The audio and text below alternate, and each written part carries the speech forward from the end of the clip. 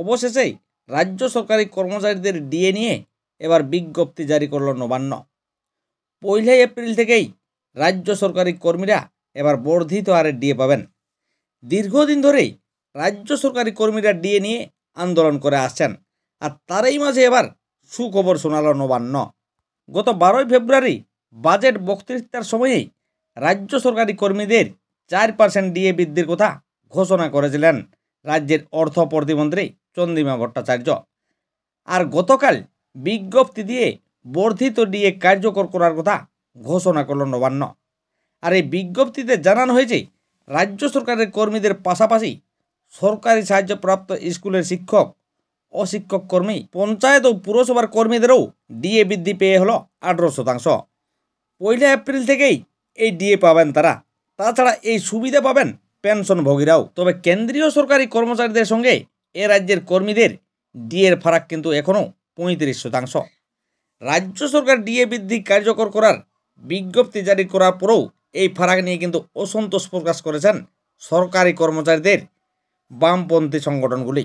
আর এ নিয়ে ন্যায্য ডিএর দাবিতে আগামী 7 থেকে 9 এপ্রিল রাজ্য জুড়ে সরকারি দপ্তরে 3 ঘণ্টাব্যাপী ধর্মঘটেরও ডাক দিয়েছেন একটি বাম সংগঠনের সদস্যরা। তবে এ নিয়ে সংগ্রামী যৌথ মঞ্চের আহ্বায়ক ভাস্কর ঘোষ বলেন, বকেয়া যা ছিল তার তুলনায় কিন্তু যত সামান্য ডিএ দিয়েছেন রাজ্য সরকার। কেন্দ্রীয় সরকার বা অন্য রাজ্যে যে ডিএ দেওয়া হয় তার সঙ্গেও কোনো সাযুজ্য নেই। অন্যদিকে আবার তৃণমূল কর্মচারী সংগঠন সরকারের এই ঘোষণাকে স্বাগত জানিয়েছেন। এছাড়া গতকাল মঙ্গলবার সুপ্রিম কোর্টে ডিএ মামলার শুনানি হওয়ার কথা ছিল, কিন্তু সেই শুনানি আবার পিছিয়ে গেল। বিচারপতি সঞ্জয় কোরাল এবং বিচারপতি মনোজ মিশ্রের বেঞ্চ জানায় আগামী এপ্রিল মাসে হবে এই মামলার পরবর্তী শুনানি।